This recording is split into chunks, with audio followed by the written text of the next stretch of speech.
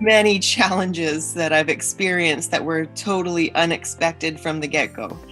I can give you a quick example would be to try and get my prototype into local production. Local, I wanted it local, at least sourced in North America, made locally.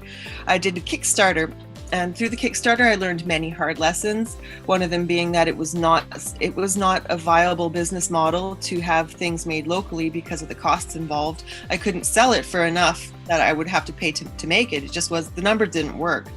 And then a benefit of the Kickstarter was I got to send some of the product that I developed through the Kickstarter out to some big industry distributors or buyers, and I got some really big attention right away, which was super validating for me.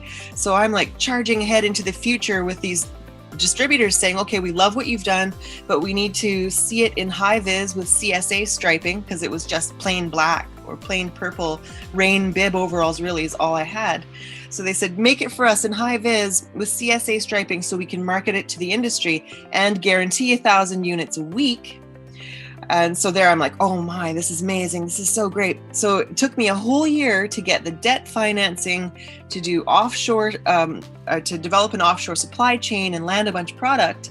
And I sent that high vis product back to these same distributors who turned around and said, this is awesome. This is great. We love it. But before we're going to buy any of it, we also need to see it in polycotton fabric and in flame resistant fabric. So without telling me a year prior, they needed a full product line developed on my overhead and dime before they'd buy a single product.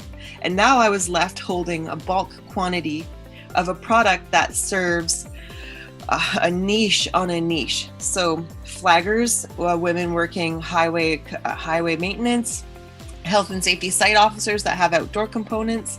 And since it's rain gear, it's also very seasonal. So now trying to find a buyer, it's almost like going about it backwards now. Instead of having the buyer, then making the product. No, I've made a product, then had to find the buyers. So that was a huge learning curve.